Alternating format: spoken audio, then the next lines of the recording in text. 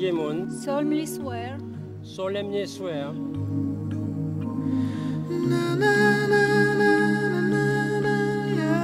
But in the end, it's the people who suffer. It's the people of Darfur that suffer.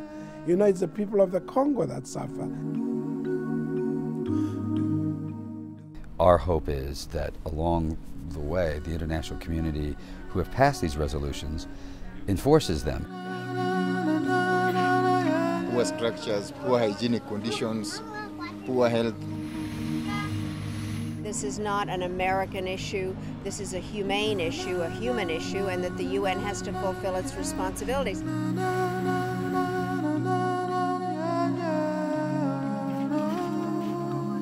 As the new Secretary General of the United Nations, Ban Ki-moon said he would make Africa his priority. It's a continent that has never had a green revolution and still can't feed itself.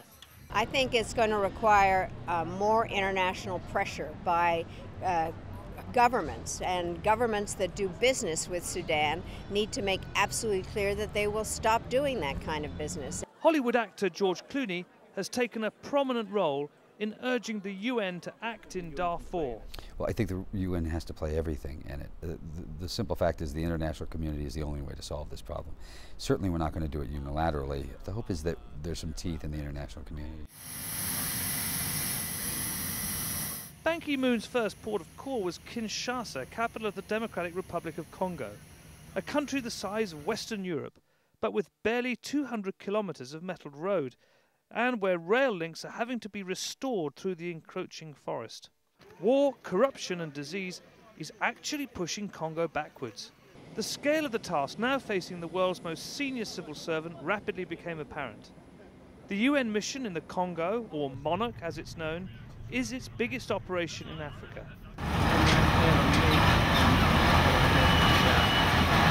Ban Ki-moon and the United Nations believe that a peaceful Congo is key to stability right across sub-Saharan Africa.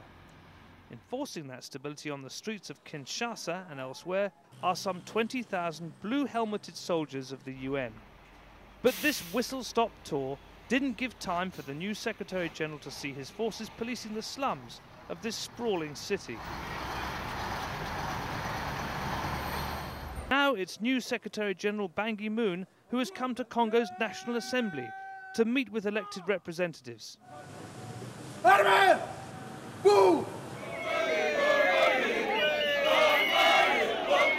As he was arriving, opposition supporters were demonstrating loudly but peaceably.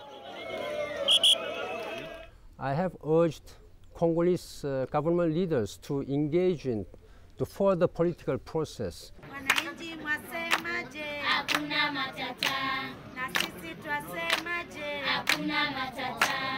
Dressed for the part, Ban Ki-moon's final visit was to the sprawling slum of Kibera in Nairobi, Kenya, Africa's biggest, and home to 800,000 desperate people. According to the United Nations, some 32% of the world's population, or 1 billion people, live in slums like these across the world. Happy to share one another's burden, that's why we're here. He came, he saw, and in the end he went away. So if Africa really is to be Ban Ki-moon's priority, the hard part has yet to follow.